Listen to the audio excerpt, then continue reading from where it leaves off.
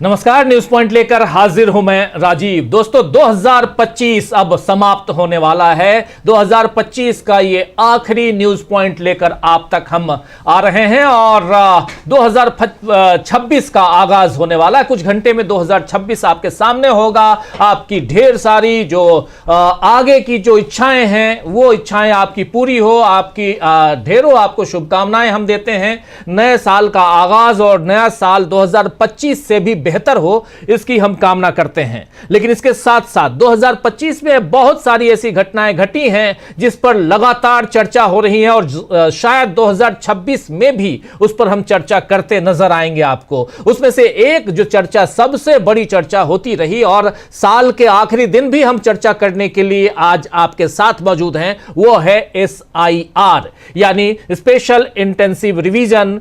वो voter list में जो विशेष गहन पुनरीक्षण का काम चल रहा है उस पर चर्चा लगातार जारी है और उसकी चर्चा आज करने को फिर से हम मजबूर हो गए हैं, इसलिए क्योंकि आज TMC के मुख्य अधिकारी कह लें या TMC के एक बड़े नेता अभिषेक बनर्जी, आप जानते हैं कि अभिषेक बनर्जी जो हैं वो कितने कद्दावर हैं, इससे अंदाजा लगा सकते हैं कि उनका पहला परिचय वो ममता बनर्जी के भतीजे हैं, पहला परिचय। इसके बाद वो TMC से आते हैं, इसके बाद वो महासचिव हैं, जनरल सेक्रेटरी हैं अपनी पार्टी के। ये सारी चीजें, सांसद, ये सारी चीजें अलग से जाती हैं। लेकिन आज इन्होंने मुलाकात की, तस्वीरें देखी, इन्होंने मुलाकात की ज्ञानेश कुमार से दिल्ली में। समय मांगा था सप्ताह भर पहले समय मांगा था, आज समय दे दिया गया। इन्होंने कहा था, अल्टीमेटम दिया था कि चुनाव आयुक्त अगर हमसे मुलाकात नहीं करेंगे, हमारे डेलीगेशन से मुलाकात नहीं करेंगे तो हम धरना प्रदर्शन करेंगे, वहीं घेराव करेंगे। फाइनली आज इनको 12:30 बजे का समय मिला, गए 12:30 बजे, 2.5 घंटे मीटिंग चली। यह बहुत अच्छी बात है कि 2.5 घंटे तक समय दिया गया। ज्ञानेश कुमार गुप्ता जी मौजूद थे, लेकिन उसके बाद निकलकर जब TMC सांसद आए हैं, जब TMC के मुख्य चेहरों में से एक आए हैं बाहर, अभिषेक बनर्जी अपने 10 साथियों के साथ, इस डेलीगेशन में 10 साथी इनके मौजूद थे और 10 लोगों के डेलीगेशन के साथ जब बाहर आए और मीडिया से इन्होंने बात की तो ढेर सारे आरोप लगाए इन्होंने मुख्य चुनाव आयुक्त के ऊपर। पहला आरोप, इन्होंने कहा कि चुनाव आयुक्त को लग ही नहीं रहा था कि ये चुनाव आयुक्त हम लोगों के लिए भी चुनाव आयुक्त है, ये सिर्फ और सिर्फ बीजेपी के चुनाव आयुक्त हैं। ऐसा लग रहा था जैसे, और ये उंगलियां दिखा दिखा के हम लोगों की तरफ बात कर रहे थे, ऐसा लग रहा था जैसे हमें धमका रहे हो। और इन्होंने सवाल क्या पूछा था? सवाल पूछा था कि आपने 58 लाख वोटरों के नाम काट दिए, ममता बनर्जी कह रही हैं और हम लोगों को यह आशंका है कि AI के जरिए आप लोगों ने काटा है। हमको 1,36,000, जो अभी 1,36,00,000 जिसकी चर्चा बार बार हो रही है, उसकी सूची दे दीजिए मतदाताओं की जिसके नाम काटने वाले हैं आप। बात यही थी कि वोटों की चोरी रोकिए और मतदाताओं के नाम SIR से आप काट रहे हैं तो उसमें पारदर्शिता लाइए, बताइए कि क्यों काट रहे हैं, किस लिए काट रहे हैं। ERO का मामला, BLO का मामला, तमाम मामले यहां सामने आए, लेकिन चुनाव आयुक्त तो गर्म हो गए, उंगलियां दिखाने लगे। सुनिए जरा अभिषेक बनर्जी को कह क्या रहे हैं। आज तृणमूल कांग्रेस की तरफ से 10 मेंबर ऑफ पार्लियामेंट और वेस्ट बंगाल गवर्नमेंट के senior cabinet minister, 10 members election commission के फुल बेंच के साथ, चीफ इलेक्शन कमिश्नर और 2 इलेक्शन कमिश्नर, इनके साथ हमारा एक मीटिंग पहले से तय था जो 8-10 मुद्दों पे आज बात हुआ है और 12 बजे की मीटिंग शुरू हुआ। अभी 2:45 बज रहे, 2.5 घंटा मीटिंग चला है। 10 मुद्दे पे जो आज हम लोग बात किया है, पिछला बार जब हम लोग आए थे, हमारा पिछला 1 महीना पहले 28 नवंबर को एक 10 लोगों का डेलीगेशन आया था, उसमें 5 सवाल चुनाव आयोग से किया गया था, इलेक्शन कमीशन से किया गया था, जिसका पिछला बार एक भी सवाल का सटीक जवाब नहीं मिला। उसी दिन रात को कुछ पत्रकारों को सिलेक्टिवली लीक किया गया इलेक्शन कमीशन की तरफ से कि इलेक्शन कमीशन ने हर सवाल का जवाब दिया।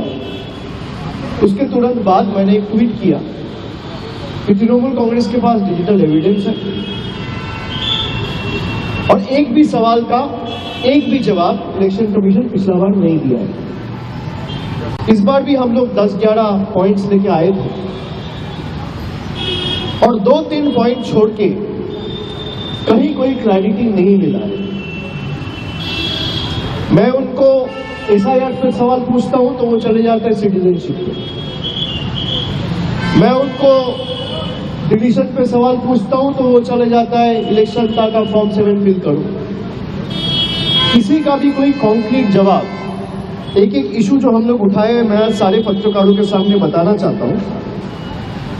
पहला तो हमने जो लॉजिकल डिस्क्रिपेंसीज के केसेस हैं, 1,36,00,000 केसेस, और उसके अलग अलग 5-6 कैटेगरी बनाया गया है कि कुछ केसेस में पिताजी के साथ जो वोटर है उसका 15 साल का डिफरेंस है इसलिए डिस्क्रिपेंसी में डाला है, कहीं नाम में कोई स्पेलिंग एरर है इसलिए डाला है, कहीं सरनेम में कोई स्पेलिंग मिस्टेक है इसलिए डाला है, कहीं ग्रैंड पेरेंट्स के साथ कोई एज डिफरेंस है तो डाला है, कहीं एड्रेस में कोई डिफरेंस है तो डाला है, लेकिन वो लिस्ट अभी तक पब्लिश नहीं हुआ है।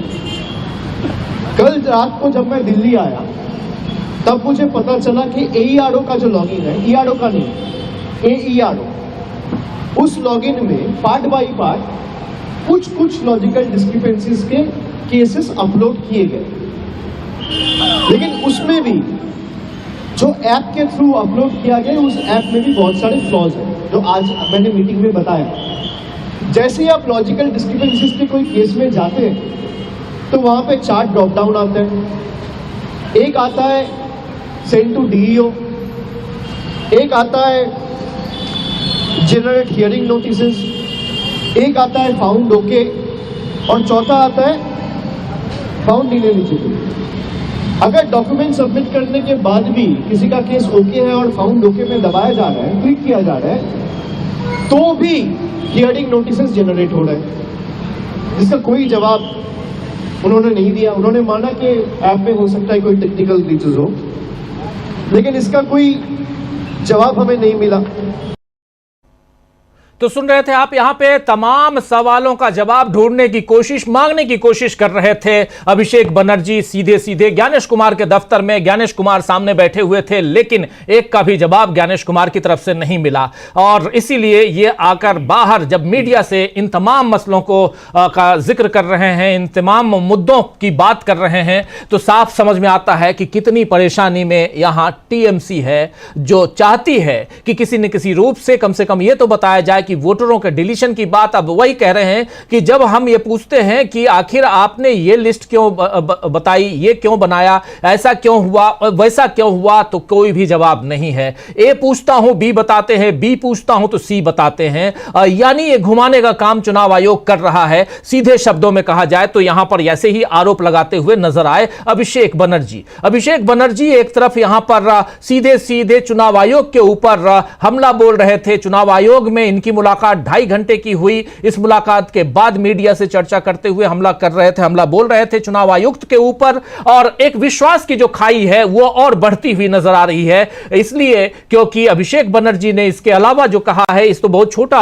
सा हिस्सा हमने आपको दिखाया, कहा है कि चुनाव आयोग को हमने साफ साफ देखा, जिस ढंग से वो व्यवहार कर रहे थे, उंगलियां हमारी तरफ कर रहे थे, दिखाकर बात कर रहे थे, ये लग रहा था कि वो हमारे चुनाव आयुक्त हैं ही नहीं, ये बीजेपी के चुनाव आयुक्त हैं। चुनाव आयोग बीजेपी का चुनाव आयोग हो गया है। और अगर ऐसी बात अगर देश दुनिया में जाती है, मतदाताओं के बीच जाती है, तो समझ सकते हैं दोस्तों कि आप हमारे इस संवैधानिक ढांचा में कितनी ज्यादा गिरावट आ चुकी है, कितना चरमरा चुका है, ये पूरी की पूरी व्यवस्था कैसी खराब हो चुकी है, इसका आप अंदाजा लगा सकते हैं। इसीलिए अभिषेक बनर्जी की बातें यहां जो हैं वो बहुत महत्वपूर्ण है, जिस पर चर्चा होनी चाहिए। इन सबके बीच आज सुबह सुबह एक ट्वीट किया उधर मल्लिकार्जुन खड़गे आप जानते हैं कांग्रेस पार्टी के राष्ट्रीय अध्यक्ष हैं। उन्होंने पूरा लेखा जोखा यानी पूरा ब्यौरा रख दिया आज कि 2025 बीत तो रहा है, लेकिन 2025 में नरेंद्र मोदी की सरकार ने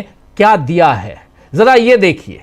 यहां साफ साफ साल के आखिरी दिन ये याद दिलाना जरूरी है कि 2025 भाजपा के 11वें साल में देश कैसा चला। जरा इसको और एक्सपोज कीजिए, जरा जूम इन कीजिए इसको।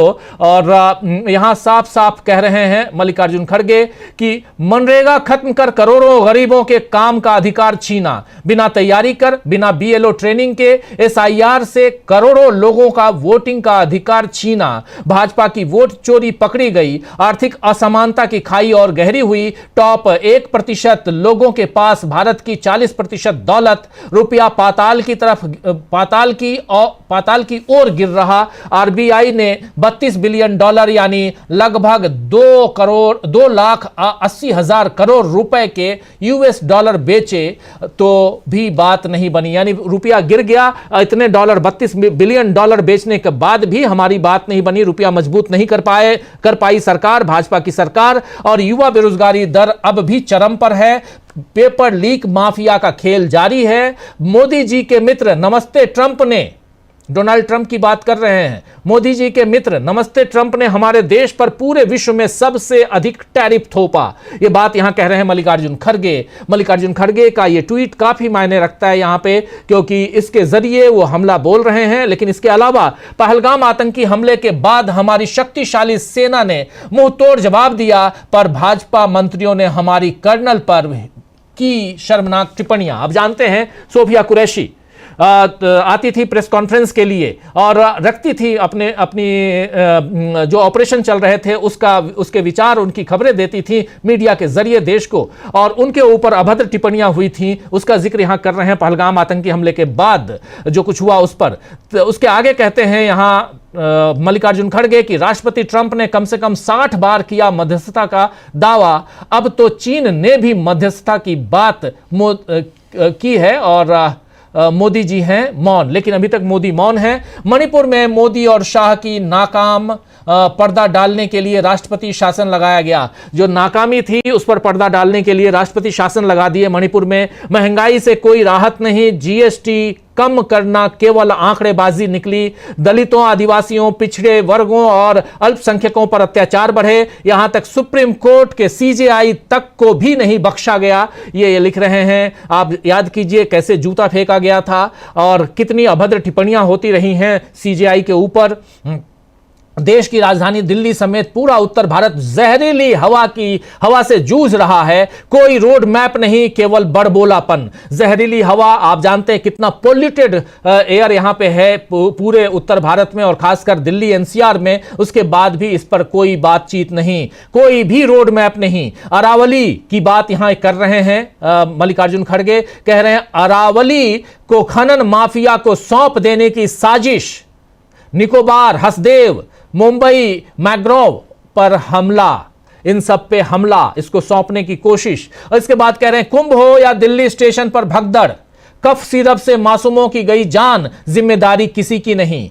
कुल मिलाकर 2025 में भी भाजपाई लूट, भ्रष्टाचार और कुशासन देश की जनता पर हावी रहा। यह बात यहां कह रहे हैं मल्लिकार्जुन खड़गे। खड़गे साहब ने यहां साफ साफ पूरा लेखा जोखा एक विपक्ष के वरिष्ठ नेता का जो कर्तव्य होता है उन्होंने निभाया है, रख दिया है, सीधे सीधे एक चुनौती पेश कर दी है कि इनमें से अगर कोई भी काम आपने अच्छा किया है तो जरूर सामने रखिए। और इसलिए भी कि अब ये साल बीत रहा है, नया साल आ रहा है, नए साल में आपसे कुछ अच्छे की उम्मीद की जाए और विपक्ष का काम ही है और साथ साथ मीडिया का काम भी है कि सत्ता पक्ष से सवाल करे, पूछे कि आपने बेहतर क्या किया, अच्छा क्या किया है। तो एक तरफ आप देखिए टीएमसी पश्चिम बंगाल का जिक्र इसलिए क्योंकि वहां चुनाव हैं, 5 राज्यों के चुनाव, और 2026 का आगाज जैसे होगा, चुनाव की घड़ियां जो हैं वो टिक टिक टिक टिक करके हमें वहां तक ले जाएंगी जहां से चुनाव का आगाज हम देखेंगे और उसको कवर डीबी लाइव हमेशा की तरह अच्छे से करेगा, आप तक ग्राउंड रिपोर्ट खूब सारा लेकर आएगा। लेकिन ऐसी रिपोर्ट्स का इंतजार आप कीजिए। लेकिन उन सब के बीच आज की रिपोर्ट, आज के इस न्यूज पॉइंट में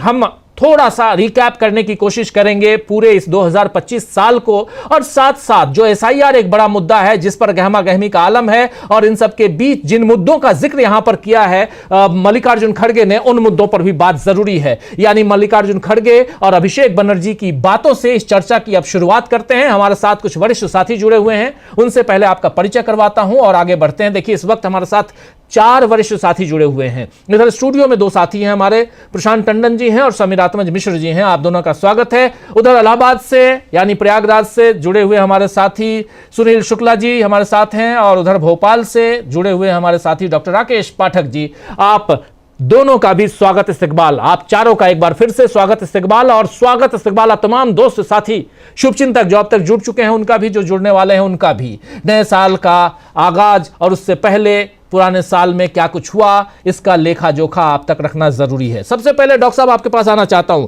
अभिषेक बनर्जी जो बातें कर रहे हैं, अभी आप सुन रहे थे, बहुत सारी खबरें बातें पढ़ चुके होंगे उनके बारे में, इस डेलीगेशन के बारे में और इस डेलीगेशन की ज्ञानेश कुमार से मुलाकात के बारे में आपकी टिप्पणी। देखिए डॉक्टर साहब, अभिषेक बनर्जी ने जो भी कुछ कहा है वो लगभग वैसा ही है जो पिछले कई सालों से, खासतौर से SIR वोटर लिस्ट में गड़बड़ी सामने आने के बाद से विपक्ष जो कहता आ रहा है कि चुनाव आयोग सत्ताधारी पार्टी के सहयोगी के रूप में, उसके साथ हम कदम एक साथी के रूप में दिखाई देता है। अभिषेक बनर्जी ने बाकायदा पूरा नजारा बता दिया किस तरह बात की जा रही थी, उंगलियां दिखाकर, किस तरह अपमानजनक रवैया रहता है।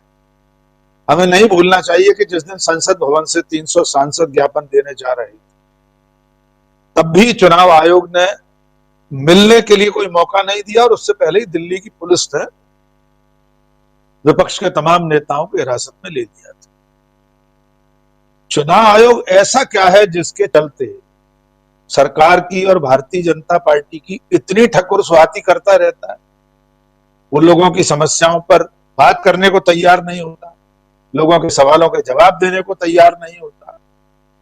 ऐसी कौन सी नस दबी है जो चुनाव आयोग जैसी स्वायत्त शासी संस्था और उसके मुखिया को सत्ता के चरणों में इस कदर डाल रखा है कि वो लोकतंत्र की असली आवाजों को सुनने को तैयार नहीं।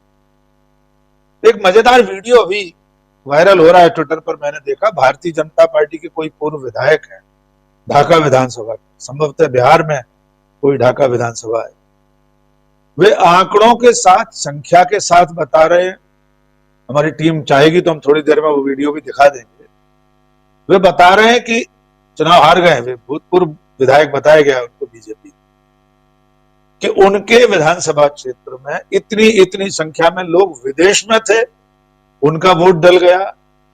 इतने लोग मर चुके थे, उनका वोट डल गया। जिंदा थे, वे वोट डाल नहीं पाए। यानी भारतीय जनता पार्टी का एक पूर्व विधायक ये कह रहा है। तो इन आरोपों में कहीं ना कहीं कुछ तो ऐसी सच्चाई है कि चुनाव आयोग उसका जवाब दे। आयोग जिस तरह के काम करता रहता है, पहले जो दावे करता है उसका कैसे खंडन कर लेता है। अभी 2 दिन पहले फिर एक मामले में ऐसा ही साबित हो गया। पहले कहा था CCTV फुटेज नहीं दिखा सकते माताओं बहनों के, फिर खुद ही उसके वीडियो जारी करना शुरू कर दिए।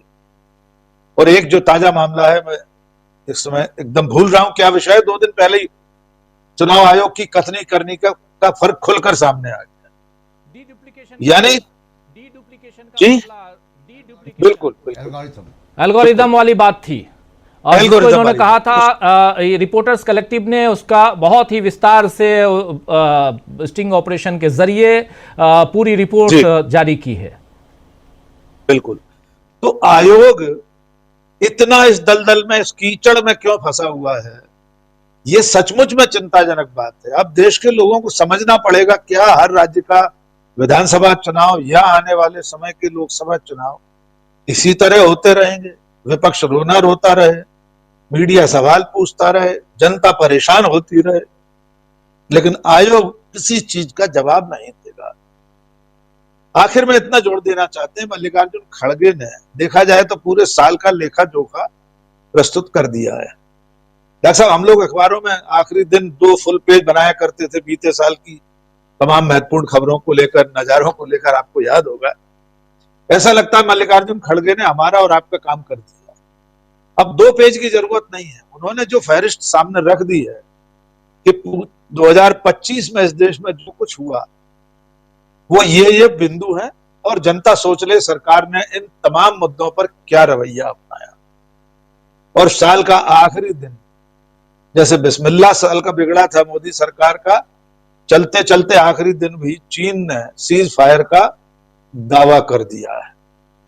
हम तो ऐसा लग रहा है मंदिर का घंटा हो गया है विश्वगुरु होते हुए, जिसकी मर्जी आती बजा जाता है। 65 बार डोनाल्ड ट्रंप दावा कर चुके हैं सीज फायर का, अभी 4 दिन पहले फिर किया था सर, और अब चीन ने कर दिया। कल को टिम्बकटू नाम का कोई देश भी अगर दुनिया में होगा तो वो भी दावा कर सकता है कि भारत पाकिस्तान की लड़ाई उसने रुकवाई थी। तो जितने मोर्चे हो सकते हैं, साल के आखिरी दिन हम अगर उनकी पड़ताल करने बैठे हैं, आंतरिक विषय हो या अंतरराष्ट्रीय विषय हो, सीमा की सुरक्षा का सवाल हो, आतंकवादियों के हमले हो। आज कितने दिन हो गए डॉक्टर साहब दिल्ली में आतंकवादी हमले को, कोई सुध नहीं ले रहा, उसकी एंड तक कोई पड़ताल, कोई। डॉक्टर साहब, बिहार का चुनाव बीत गया बिहार का चुनाव, तो क्या बंगाल के चुनाव में फिर कुछ ऐसा दोहराया जाएगा? तो ये सवाल जो इस साल पूछे गए थे, हम 2026 में भी पूछते रहेंगे, लेकिन इन सवालों ने ये बता दिया है कि ये पूरा 2025 नरेंद्र मोदी की नाकामियों का साल है। उनकी विफलताओं के खाते में 2025 हमेशा सिर उठाए खड़ा रहे। जी जी प्रशांत जी, एक बहुत महत्वपूर्ण यहाँ पे बातें जो हैं, हमारे साथ जुड़ गए हैं प्रेम कुमार जी भी। प्रेम कुमार जी, आपका स्वागत करता हूँ इस कार्यक्रम में। और बहुत महत्वपूर्ण हम लोग चर्चा कर रहे हैं प्रशांत जी, जिसमें अभिषेक बनर्जी से शुरुआत हमने की भी आज। अभिषेक बनर्जी ने जो आरोप लगाए हैं, जो बातें कही, 2.5 घंटे की मीटिंग, कुछ भी नहीं मिला, कह रहे हैं कुछ भी नहीं, कोई आश्वासन नहीं। कैसे देखा जाए चुनाव आयोग को, चुनाव आयोग के इस रवैये को? और अब चूंकि वहाँ के जनप्रतिनिधि, एक बार के नहीं बल्कि 3 बार के सांसद अभिषेक बनर्जी अगर ये सीधे आरोप लगा रहे हैं तो बहुत दुखदाई है ये। जी देखिए, आज 2025 का आखिरी दिन है और अभिषेक बनर्जी जो बात कर रहे हैं वो पूरे 2025 में जो गतिविधियां चली हैं उसका सार है। ये अभिषेक बनर्जी अकेले भुक्तभोगी नहीं है। आप याद कीजिए कि उन्होंने राहुल गांधी के लिए भी ऐसे ही उंगली उठाया, कहा था 1 हफ्ते का समय दे रहा हूँ, एफिडेविट करें या माफ़ी मांगें, ये इसी तरह बोला था उंगली उठा के। और उसी वक्त जब ये विपक्ष के लोग जब गए, तमाम विपक्ष के नेता चुनाव आयोग के पास, इंडिया गठबंधन के नेता, उसी शाम कॉन्स्टिट्यूशन क्लब में एक बैठक चल रही जिसमें मैं भी था, और वहाँ मेरी मुलाकात हुई दीपांकर भट्टाचार्य जी से, जो कि CPI-ML के महासचिव। उन्होंने एग्जैक्टली यही बात की 3 महीने पहले की, बिहार के चुनाव के पहले की बात है राजीव जी। और उन्होंने उस वक़्त भी यही कहा कि ज्ञानेश कुमार हम लोगों से उंगली उठा के बात कर रहा था, और उन्होंने पॉइंट आउट किया कि आप ये उंगली नीचे कीजिए। तो ये ज्ञानेश कुमार क्या अपने आप को भारत का वायसराय समझ रहा है? भारत के संविधान में सबसे बड़ा संवैधानिक ऑफिस भारत का नागरिक है, उससे बड़ा कोई संविधान का ऑफिस नहीं है। संविधान शुरू वहीं से हो रहा है, we the people of India, हम भारत के लोग। तो जो भारत के लोग हैं उनसे बड़ा नहीं है। ये जनता द्वारा चुनी गई सरकार का इंतज़ाम करने की सरकार होती है, और जनता चुनाव कैसे करे उसका आपको इंतज़ाम करना। आप मैनेजर हो, आप मालिक नहीं हैं जनता के। लेकिन जिस तरीके से ज्ञानेश कुमार की गतिविधियां हैं और उसके पहले राजीव कुमार जी की गतिविधियां थी, ये दोनों बहुत ही शर्मनाक हैं। अभी आपने चर्चा की किस तरह से एल्गोरिथम जो है वो हो रहा था। पहली बार ऐसा हो रहा है कि इतने बड़े पैमाने पर वोट काटे जा रहे हैं। 2003 में भी राजीव जी ये हुआ था, SIR नहीं हुआ था, इंटेंसिव रिवीजन हुआ था। तब उसका नाम SIR नहीं था, SIR का कोई कानूनी प्रावधान है ही नहीं। ये मामला सुप्रीम कोर्ट में अभिषेक मनु सिंह भी उठा चुके, कई और वकीलों ने भी उठाया। लेकिन आप देखिए कि उस वक़्त मुझे याद है कि 2003 में BLOs ने, EROs ने फ्लाईओवर के नीचे सोने वाले लोगों को भी पूछ पूछ कर उनके नाम जोड़े थे, बेघर लोगों के नाम जोड़े थे जी। और उनके मकान नंबर 00 नहीं लिखे थे। तो सवाल ये है कि आप इतने बड़े पैमाने पर लोगों के नाम काट रहे हैं। ये नाम काटना क्या है? ये मताधिकार से वंचित करना है, जिसके लिए देश की आज़ादी लड़ी गई। आज़ादी क्यों लड़ी गांधी जी ने? भगत सिंह क्यों झूल गए फांसी पे? तमाम लोग जेलों पे क्यों गए? कितने लोगों ने शहादत दी? जलियांवाला बाग हुआ, क्या था? कारण क्या था? कि हमको हमारे देश की सरकार चुननी है, हमको वायसराय नहीं चाहिए। अब ज्ञानेश कुमार वायसराय बन गए कि हम आपको चुनने का अधिकार ही नहीं देंगे। आप सोचिए कि उत्तर प्रदेश में अभी तक जो खबरें आ रही हैं कि लगभग 2,90,00,000, लगभग 3 करोड़ लोगों के नाम कट चुके हैं। बिहार में हम लोगों ने देखा कि 79 लाख लोगों के नाम कट गए, लगभग 1 करोड़ लोगों के नाम कट गए बिहार में जी। बंगाल में यही हो रहा है। कुल मिला के 10 करोड़ लोगों के नाम आप काट देंगे भारत के मतदाता सूची से। तो इतने बड़े पैमाने पर मताधिकारों का काटने का मतलब है कि आप साजिश कर रहे हैं भारत की लोकतंत्र को डिरेल करने की। आप मताधिकार छीनकर आप ओलिगार्की बना रहे हैं कि कुछ लोगों को ही मताधिकार होगा। तो अब जिनके नाम कटे वो कौन लोग हैं? जिनके नाम कट रहे हैं उनकी वो अधिकांश समाज के हाशिए के लोग हैं, चाहे वो अल्पसंख्यक हैं, चाहे वो दलित हैं, चाहे वो आदिवासी हैं, उनके ही नाम कट रहे हैं अधिकांश। तो ये एक बड़ी साजिश जो है वो रची जा रही है भारत के लोकतंत्र को डिरेल करने की, और ज्ञानेश कुमार इसके प्रमुख साजिश करता है, जिस तरीके से उनका रवैया है। और लोकतंत्र में सबसे बड़े स्टेक होल्डर पॉलिटिकल पार्टीज हैं। जनता का मैंडेट है, उनको 7 लाख वोट से जीत कर आए हैं जी अभिषेक बनर्जी, और तीसरी बार जीत कर आए। पिछली बार वो 3,40,000 वोट जीत कर आए थे। तो जिसको जनता इतने बड़े पैमाने पर वोट दे रही है, उससे एक अधिकारी, संवैधानिक अधिकारी, उंगली दिखा के बात करेगा? ये क्या आप ठेकेदार हैं डेमोक्रेसी के? कि आप वायसराय हैं भारत के? इनको तो पहली बात कि इनको कहीं ना कहीं शिष्टाचार की भी आवश्यकता है कि ट्रेनिंग इनको दी जाए।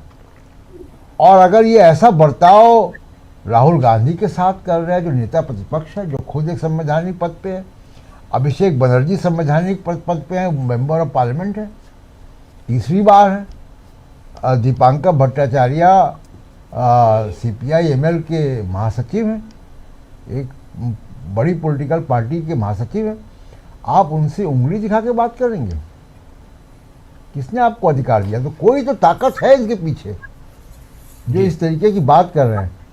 लेकिन मेरा मानना है कि बहुत लंबे समय तक ये चलेगा नहीं, इसके खिलाफ अब आवाज़ें उठेंगी। 2025 में, आखिरी बात ये कह रहा हूँ कि 2025 में कुछ जो बातें अच्छी हुई हैं, उनमें एक बात ये भी हुई है कि अभी तक जो वोट चोरी या EVM या चुनाव की धांधली, ये हम पत्रकार लोग, कुछ एक्टिविस्ट, कुछ लोग ही उठा रहे थे। अब ये पॉलिटिकल पार्टियां, विपक्षी पार्टियों ने इसको उठा लिया।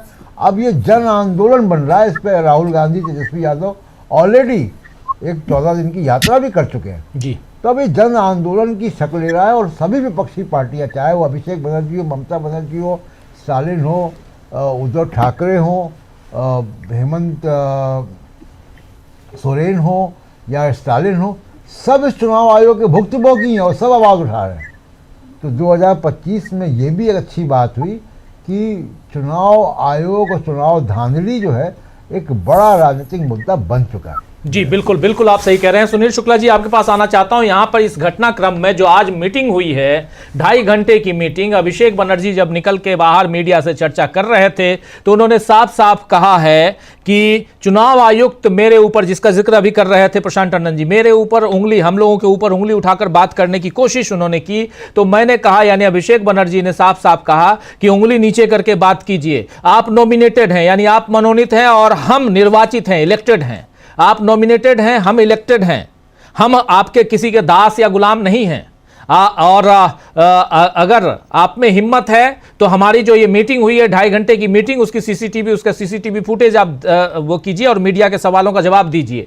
यानी यहां साफ साफ, या वरना हम जाकर बात करेंगे। और याद कीजिए कि ऐसा है कुछ बिहार के समय, जब बिहार का चुनाव चल रहा था और बिहार के जो नेता, खासकर आरजेडी के नेता और तमाम दूसरे दलों के नेता भी जो महागठबंधन के नेता थे, वो भी गए थे जब चुनाव आयोग में चुनाव आयुक्त से मिलने के लिए। उस समय भी ऐसे ही घटनाक्रम, और उस समय भी कहा गया था, ऐसे ही उंगली उठा के बात कर रहे थे। मनोज झा ने भी उस समय कहा था कि चुनाव आयुक्त पता नहीं किस ढंग से हम लोगों के साथ बिहेव करना चाहते हैं।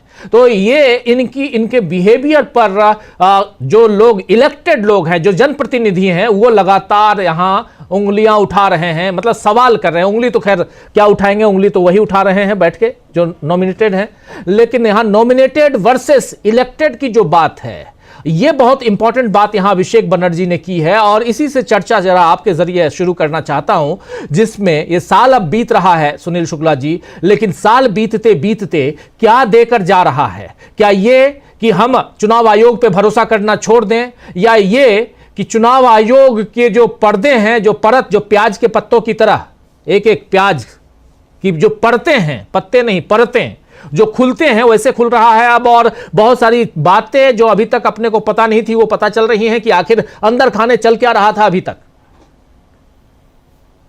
धन्यवाद राजीव जी। निर्वाचन आयोग समाप्त हो रहे वर्ष के दौरान उसके विश्वसनीयता को लेकर के उठे हुए सवालों का जवाब देने में पूरी तरह से विफल रहा है। आम लोगों के मन में, राजनीतिक दलों के साथ साथ आम लोगों के मन में भी निर्वाचन आयोग के कामकाज को लेकर के संदेह गहरे हुए हैं, और पूरी की पूरी निर्वाचन प्रक्रिया को लेकर के एक बड़ा वर्ग है समाज का जिसके मन में तरह तरह के संदेह पैदा हुए हैं। निर्वाचन आयोग की जिम्मेदारी बनती थी कि चुनाव की प्रक्रिया को लेकर के जो लोगों के मन में आशंकाएं पैदा हो रही हैं उनका वह जवाब देता, लेकिन वह इस मामले में पूरी तरह से विफल रहा। आज जो टीएमसी के नेताओं के साथ हुआ यह कोई नया नहीं है। आपने उस घटनाक्रम का उल्लेख भी किया जब एक शिष्टमंडल, लगभग गैर भाजपा राजनीतिक दलों का एक पूरा सर्वदलीय शिष्टमंडल था, जिसमें से आप याद कीजिए तो पवन खेड़ा ने आरोप लगाया था कि कुछ लोगों को उस शिष्टमंडल में शामिल होने के लिए भी नहीं कहा गया और 2.5 घंटे तक लोग इंतजार करते रहे। निर्वाचन आयोग ने ये बात कही कि वह केवल विभिन्न पार्टी के अध्यक्षों से मिलने के लिए तैयार है, वो उनके प्रतिनिधियों से मिलने के लिए तैयार नहीं था। बाकायदे ये पवन खेड़ा का बयान था कि इस तरह की बात कही गई।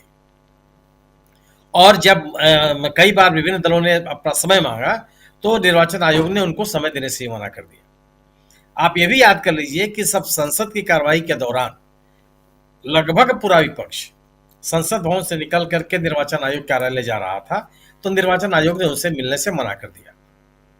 और जबकि यह अग्रिम सूचना थी, वो अचानक नहीं निकले थे, वो पहले बता चुके थे कि वह निर्वाचन आयोग से मिलेंगे, लेकिन निर्वाचन आयोग ने उनको समय नहीं दिया था और वो संसद भवन से निकल करके निर्वाचन आयोग जाने लगे। पूरी पार्लियामेंट्री स्ट्रीट पर बड़े पैमाने पर पुलिस बल तैनात करके उनको जाने नहीं दिया गया था। जब एक बहुत ही भोथरा सा, बहुत ही हल्का सा तर्क दिया कि इतनी बड़ी संख्या में नेताओं को की उपस्थिति अपने यहाँ निर्वाचन आयोग दर्ज कराने में उसके यहाँ कोई व्यवस्था नहीं है। बिल्कुल नहीं है, हम सभी जानते हैं। आपको जब एडवांस सूचना मिल गई तो आप विज्ञान भवन में आप समय तय कर देते कि आप सभी लोग आइए, हम वहां बात करेंगे, लेकिन आपने बात करने के लिए तैयार नहीं थे और पुलिस ने उन राजनीतिक दलों को रोके रखा, उनके यहाँ जाने नहीं दिया। तो जो पूरा का पूरा घटनाक्रम है वह निर्वाचन आयोग को लेकर के जो अपेक्षा की जाती है एक संवैधानिक संस्था के द्वारा, वो उसको पूरा करता हुआ नहीं दिखाई पड़ा। जो बात अभिषेक बनर्जी कह रहे हैं, ये सभी बातें लगातार कही जा रही हैं बिहार विधानसभा के चुनाव से लेकर के। यह बात न्यायालय तक में कही गई कि जिन लोगों के नाम आप काट रहे हैं उनकी एक अलग से सूची जारी कीजिए, और आपने किन किन लोगों को आपने नोटिस दिया, इसका जवाब निर्वाचन आयोग अभी तक नहीं दे पाया। वो यह भी लोग जानना चाहते हैं कि जिन लोगों का नाम आप अन्य कारणों से, जिसमें उनके विस्थापित होने, अपना शहर मोहल्ला गांव छोड़ के चले जाने, या अन्य कारणों की वजह से जिनका आप दिवंगत हो जाने के नाम आप के नाम पर जो आप काट रहे हैं, उनकी अलग सूची की मांग की जा रही है, लेकिन निर्वाचन आयोग देने के लिए तैयार नहीं हुआ। राहुल गांधी और राहुल गांधी जैसे विभिन्न पार्टियों के वरिष्ठतम नेता ये लगातार कहते चले आ रहे हैं कि निर्वाचन आयोग मशीन के द्वारा यानी कंप्यूटर के द्वारा पढ़े जाने योग्य मतदाता सूची लोगों को उपलब्ध कराए। निर्वाचन आयोग यह मांग भी पूरी करने में विफल रहा है। तो एसआईआर के माध्यम से लोगों के मन में जो सवाल उठ रहे हैं और जिन सवालों को आज फिर से अभिषेक बनर्जी ने उठाया, यह सवाल लगातार लोगों के मन में है। अब कोई भी राजनीतिक दल ऐसा नहीं है जिससे छूता है। आप याद कीजिए कि टीएमसी का एक शिष्टमंडल पहले भी जाकर के उनसे मिला था। इस शिष्टमंडल के पहले भी जब एसआईआर की कार्रवाई शुरू हुई थी, जिसमें डेरेक ओब्रायन उसके प्रमुख बनाए गए थे, और डेरेक ओब्रायन ने भी निर्वाचन आयोग से मिल करके जो बयान दिए थे वो बहुत ही निराशाजनक थे कि निर्वाचन आयोग इन राजनीतिक दलों के साथ किस तरह का व्यवहार कर रहा है। एसआईआर को लेकर के पूरे सभी जो भी निर्वाचन से जुड़े हुए पक्ष हैं, उनके मन में संदेह है, और यह लगभग सभी लोग कर रहे हैं कि यह इसकी व्यवस्था संविधान में नहीं है। एसआईआर इस देश में कभी नहीं हुआ। बार बार ये कहा जा रहा है कि 2003 में कोई भी एसआईआर नहीं हुआ था, रिवीजन हुआ था। और यह रिवीजन की प्रक्रिया हमेशा चलती रहती है। रिवीजन पूरे देश में एक साथ कराए जाने का भी कोई प्रावधान नहीं है, यह भी कानून के जानकार कर रहा है। अगर आपको रिवीजन कराना है, स्पेशल रिवीजन कराना है, तो आप किसी एक विधानसभा क्षेत्र या किसी एक लोकसभा क्षेत्र में करा सकते हैं। यह भी बात लगातार कही जा रही है कि जिन राज्यों में चुनाव होने हैं उन राज्यों में जो रिवीजन की प्रक्रिया, विशेष रिवीजन की प्रक्रिया, वो नहीं संचालित की जानी चाहिए, लेकिन निर्वाचन आयोग लगातार करता चला जा रहा है। और सर्वोच्च न्यायालय के निर्देशों के बावजूद तमाम निर्देश उसने मानने से इनकार किए, जिसमें आधार कार्ड को एक अभिलेख मानने का मुद्दा शामिल है। उन्होंने भी कहा कि अब यहाँ तक कि आधार कार्ड को स्वीकार करने के बावजूद निर्वाचन ये कहता है कि आधार कार्ड न तो पहचान का अभिलेख है और न ही निवास का अभिलेख है। इसलिए जो लोग आधार कार्ड जमा कर रहे हैं उनको अन्य अभिलेख भी जमा करने पड़ेंगे। यही लोगों के मन में संदेह पैदा हो रहा था कि निर्वाचन आयोग आखिर आम नागरिकों से वह अभिलेख क्यों नहीं मांग रहा है जो लोगों के पास मौजूद है, उनके पास है, जिनको सरकार ने जारी किया है। आप नए नए अभिलेख क्यों मांग रहे हैं जो लोगों के पास, अधिकांश लोगों के पास नहीं है। बिहार में बाकायदे कहा गया कि हाई स्कूल पास लोगों की संख्या कितनी है, पासपोर्ट धारकों की संख्या कितनी है, सरकारी सेवाओं में से अवकाश ग्रहण करने वाले या सरकारी सेवाओं में रहने वाले लोगों की संख्या कितनी है, जो कुल मतदाता है लगभग 8 करोड़ मतदाता हो गए। लेकिन निर्वाचन आयोग ने उसको स्वीकार नहीं किया और बड़े पैमाने पर लोगों के नाम काटे गए और कटे हुए नाम के आधार पर चुनाव कराया गया और उसका परिणाम सबके सामने है। आज 3 करोड़ नाम कटने की स्थिति है उत्तर प्रदेश में। क्या स्थिति बन गई कि आज तीसरी बार आज फिर से उसकी डेट बढ़ा दी गई। पहले डेट बढ़ाई गई 31 दिसंबर, अब 31 दिसंबर से बढ़ा के की गई है 6 जनवरी। क्यों बढ़ा रहे हैं आप?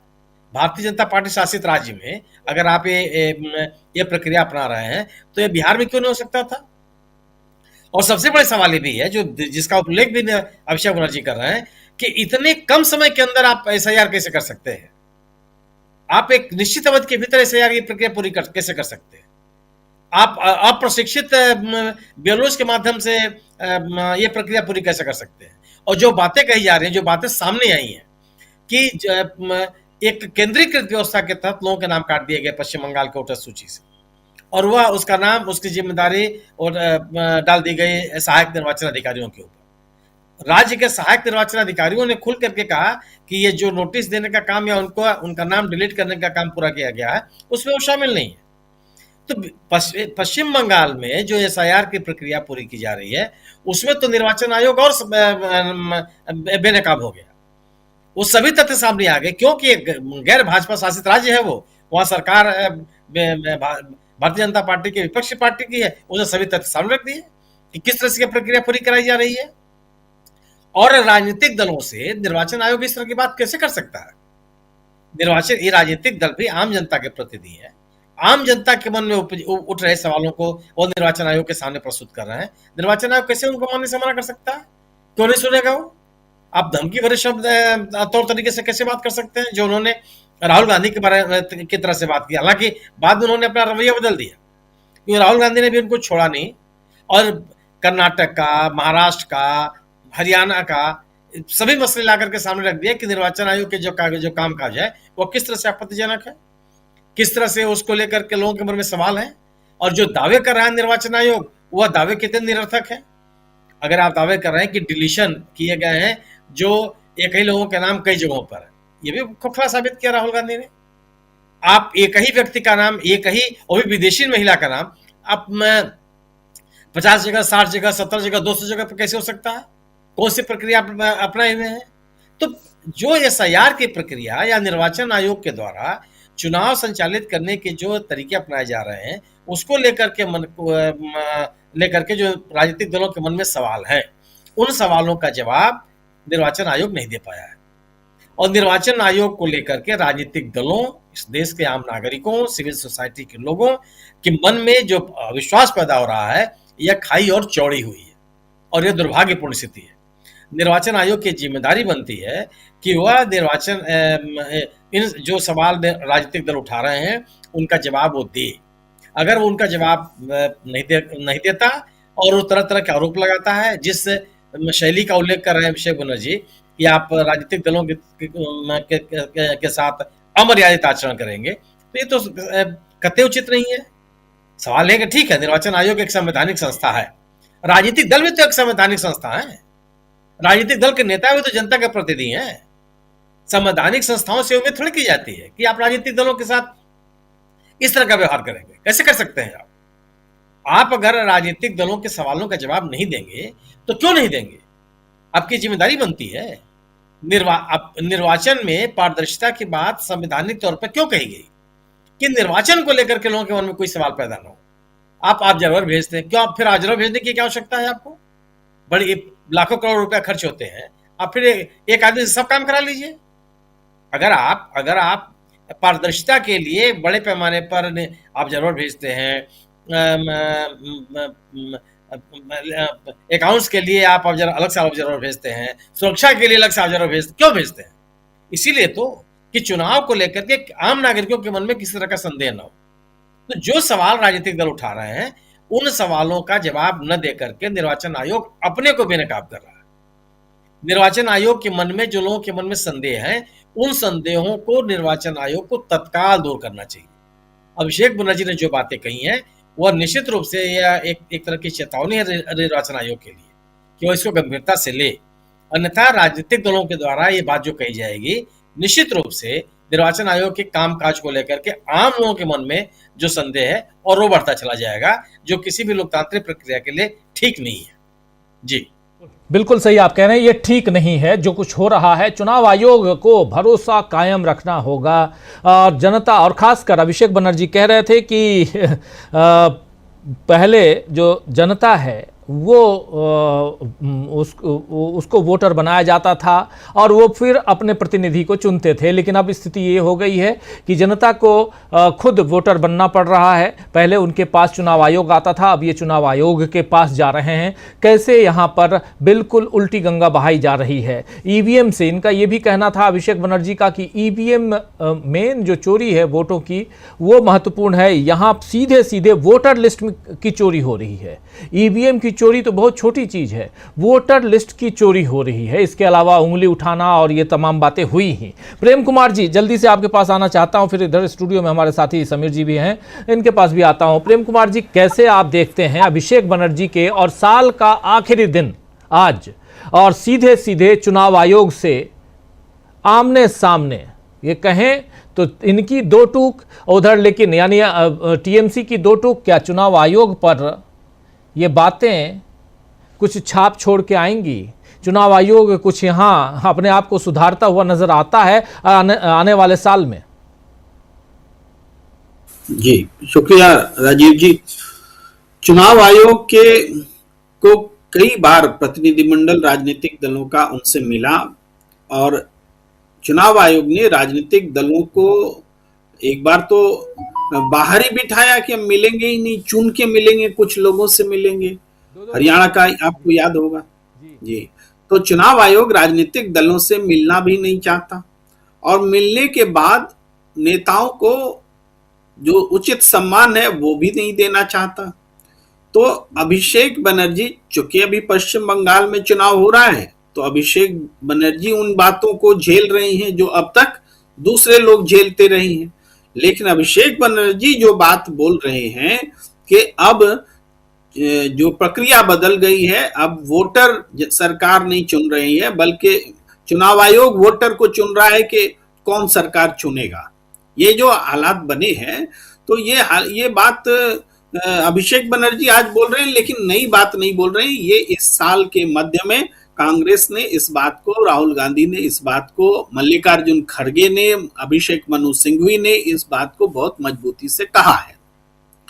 अब लेकिन साल के जाते जाते भी ये सवाल महत्वपूर्ण बनता चला गया है, और आखिरी दिन भी ये सवाल उठ रहा है कि भारत की डेमोक्रेसी में ये जो बदलाव के लक्षण दिख रहे हैं, ये आत्मघाती लक्षण है।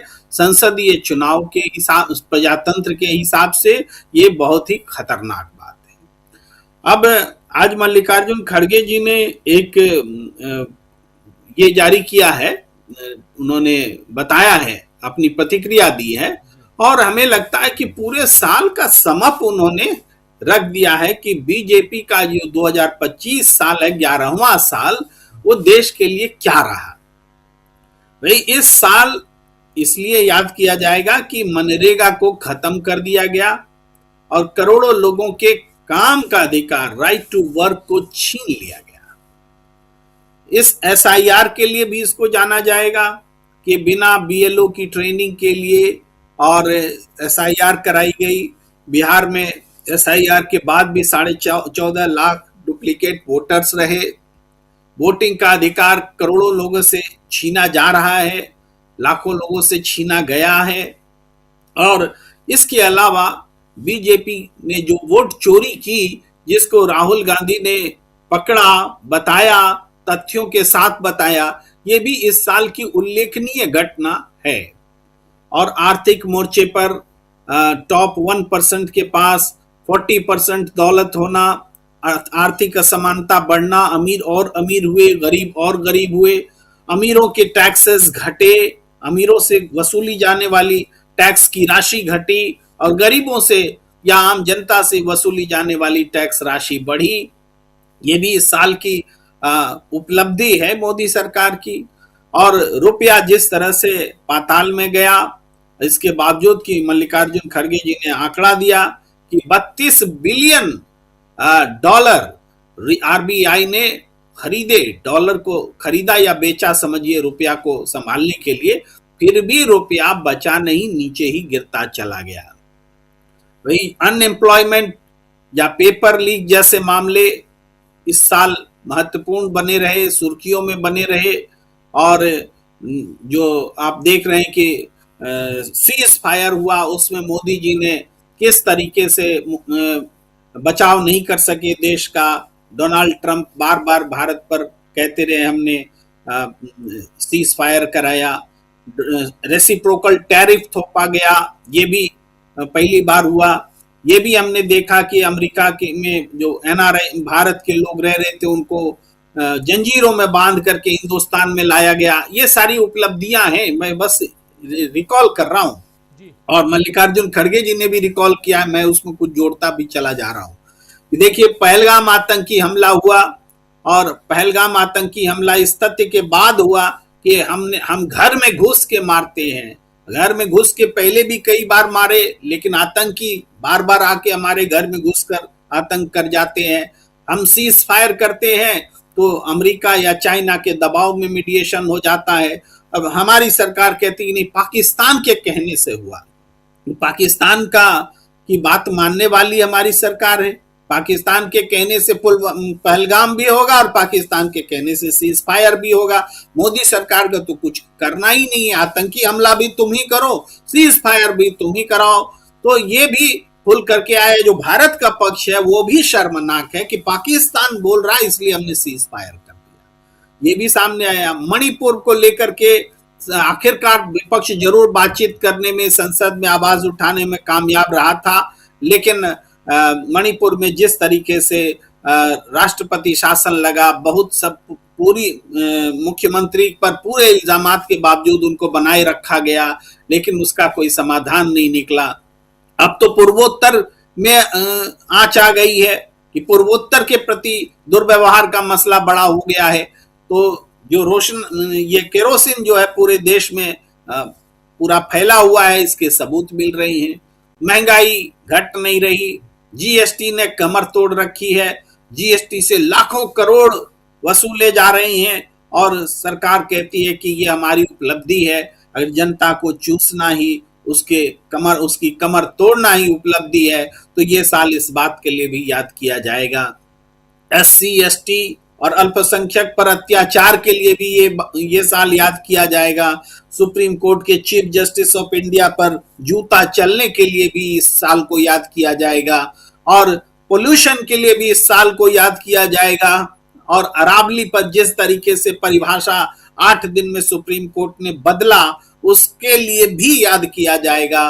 कुंभ में भगदड़ मची, कफ सिरप के मामले में मासूमों की जान गई, हेट जो घटनाएं हुई साल के आखिर में क्रिसमस के दौरान जो हमले हुए, या फिर बजरंग दलियों ने जो खुराफात दिखाया, वो सब भी देश याद रखेगा और उसको भी याद किया जाएगा। तो ये साल जो है राजीव जी, इतना इन चीजों को हम रिकॉल करके हमने बस याद दिलाना चाहा और बहुत अच्छे से मल्लिकार्जुन खड़गे जी ने इसको बजाबते ट्वीट करके दिखाया है। ये साल बताता है कि नरेंद्र मोदी ने किस तरीके से जनता के खिलाफ शासन दिया है। लेकिन इसका दूसरा पहलू बहुत संक्षेप में वो ये कि इन सब के बावजूद रजिस्ट्री फोर्सेस पहले से मजबूत हुई हैं, प्रतिपक्ष पहले से उसकी आवाज मजबूत हुई है, चुनावी सफलता नहीं मिली, लेकिन इसके बावजूद राजनीति में हस्तक्षेप जो है राहुल गांधी और कांग्रेस का मजबूत हुआ है। यानी हार के बावजूद प्रभाव के मामले में कांग्रेस, राहुल गांधी, अपोजिशन पहले से ज्यादा मजबूत दिखा है और चुनावी जीत के बावजूद भारतीय जनता पार्टी या नरेंद्र मोदी अविश्वसनीय हुए हैं, उनकी विश्वसनीयता गिरी है। जी बिल्कुल आप सही कह रहे हैं। विश्वसनीयता एक रिकैप है पूरे 2 साल, इस साल का 2025 का। लेकिन इसके अलावा जो आज आखिरी दिन जो कुछ हुआ उसमें टीएमसी का डेलीगेशन मिलने गया था अभिषेक बनर्जी की लीडरशिप में, उनके नेतृत्व में, और लेकिन वहाँ ज्ञानेश कुमार के साथ 2.5 घंटे की मीटिंग में जो कुछ निकल के आया वो बताने के लिए जब बाहर आए तो चौंकाने वाले उन्होंने खुलासे किए, बातें बताई, जिसमें उंगली उठाकर उनकी तरफ, डेलीगेशन की तरफ बात करते हुए ज्ञानेश कुमार का जिक्र किया इन्होंने और साफ साफ कहा कि ज्ञानेश कुमार जिस ढंग से बिहेव कर रहे थे वो कतई नहीं लग रहा था कि एक जनप्रतिनिधि से, जनप्रतिनिधियों की टोली से या उस डेलीगेशन से बात कर रहे हों। लेकिन इसको अगर देखा जाए 2026 के लिहाज से तो इसको कहाँ पाते हैं आप समीर जी? जी राजीव जी, बहुत एक SIR और चुनाव आयोग पूरे साल भर चर्चा में रहा और आज आखिरी दिन भी चुनाव आयोग ने यही बताने की कोशिश की है कि विपक्ष, उसकी निगाह में विपक्ष की क्या अहमियत है। लेकिन बड़ा सवाल यह है कि आखिर मुख्य चुनाव आयुक्त को इतनी अहमियत किसने दे दी है कि वो पूरे के पूरे विपक्ष का इस तरीके से अपमान करे। प्रशांत जी जैसे कह रहे थे कि दीपांकर भट्टाचार्य जब वो लोग मिलने गए तो उन्होंने भी इस तरह से, और उन्होंने भी समझाया कि आपका ये तरीका नहीं है जनप्रतिनिधियों से बात करने का, किसी भी अधिकारी का। आप संवैधानिक पद पर बैठे हुए हैं, लेकिन यहाँ जो लोग आपसे मिलने आए हैं वही इस संविधान के निर्माता हैं। वो लीगेसी वही है, वो संविधान के निर्माता हैं, कानून के निर्माता हैं, उनके साथ आपका ये व्यवहार नहीं है। लेकिन इन सब के बावजूद 2026 के लिए ये दिखाई पड़ रहा है कि चुनाव आयोग को ये चाहे जिसने ये अधिकार दिया हो, किसी की भी बैकिंग हो, पर अब वो बैकफुट पर आने लगा है। पश्चिम बंगाल में जिस तरीके से डीडुप्लीकेशन के मामले थे, जो नोटिस वाले मामले थे, उनमें जिस तरह से वो बैकफुट पर आया है, लगातार जिस तरह से तमाम मतदाता सूची के मसले हो या फिर वोट चोरी के मसले हो, इनका जिस तरह से खुलासा हुआ है, उसने चुनाव आयोग को भी आईना अच्छे से दिखा दिया है कि आप कितना भी उंगली दिखाकर ये कहें कि हलफनामा दीजिए, माफ़ी मांगिए, लेकिन सच्चाई लोगों के सामने है। तो एक अच्छे संकेत भी दिखाई पड़ रहे हैं और बहुत ज़्यादा कोई लगता नहीं है कि चुनाव आयोग अब मनमाने तरीके अपना पाएगा। इसलिए नहीं मैं कह रहा हूं कि चुनाव आयोग कमज़ोर हो गया है, क्योंकि चुनाव आयोग मनमाने तरीके अपनाने के जितने भी प्रयोग कर सकता था बहुत कुछ कर चुका है और सारे प्रयोग उसके सामने आ गए हैं। सामने क्या आ गए हैं? विपक्ष के जो ये आरोप हैं वो साबित होते चले जा रहे हैं लगातार कि वो भारतीय जनता पार्टी के साथ मिलकर उसी को चुनाव जितवाने के लिए काम कर रहा है।